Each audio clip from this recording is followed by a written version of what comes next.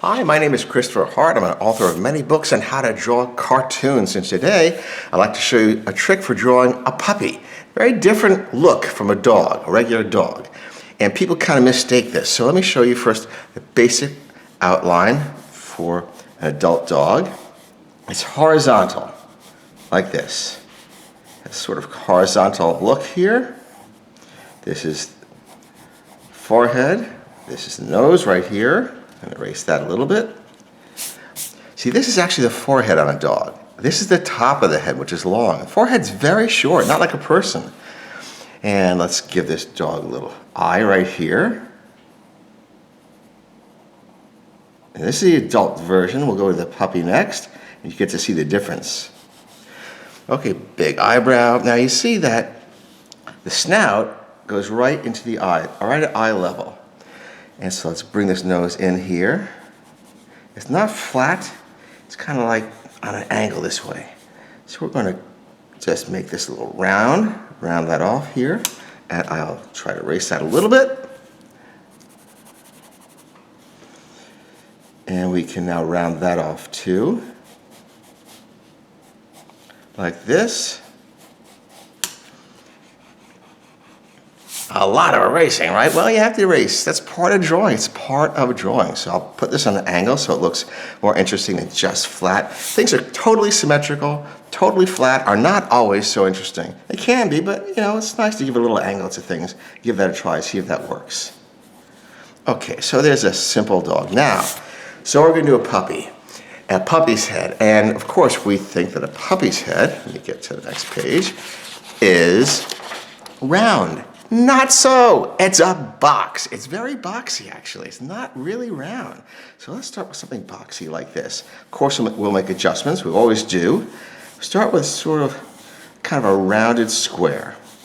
And we'll put maybe, I'll make it a little darker as we go along. A little bit of a thin neck because it's a puppy. If it's a thick neck, it's going to look strong. And that's not right for a puppy. It's got to grow into that. Give it a bigger back of the head. Always give a big back of the head. That adds the cuteness. Most people don't realize it, but the back of the head adds to its cuteness.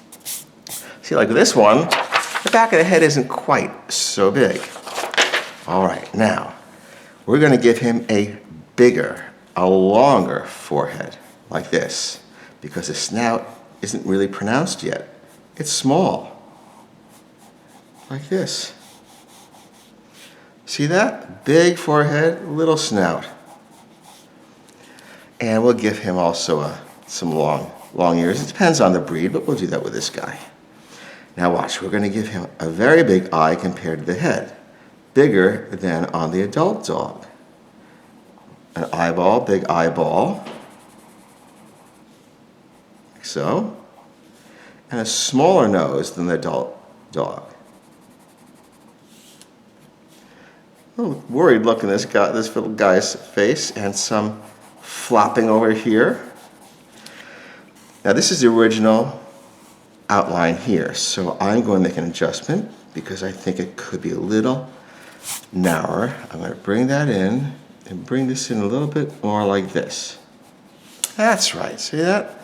Little adjustments make every difference. So why don't we give this a try? Make it a little darker. I'm going to start with the eye, the outside of the eye, not the eyeball, because this is the framework for the eye. And the eye here is an oval. Oval is the most common type. See, the eyebrow really does a job. It doesn't just sit there, but this is moving upward. This helps create that worried look. A slope for the all-important forehead. And the snout, very small.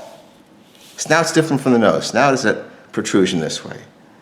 Let's give a little bit of fluff. And straighten it out. Again, contrast, fluffy and straight. Makes it interesting. And a little nose. Some fluffing over here. And some the ear like this. We're going to narrow it at the base here. And a few strands and come back this way. Boop, boop, boop, boop, boop. couple of whiskers, and you've got it. That is Puppy, and it's very different from this. Hey, by the way, I want to show you my new book is coming out in about a week and a half. Yeah, about a week and a half. Drawing with squiggles and wiggles. A lot of fun. Fun stuff that you can learn to draw just from squiggly and wiggly lines. Well, that's it for today. Thank you for joining me. I hope that helps, and I hope you'll subscribe, and I'll see you next time. Bye-bye.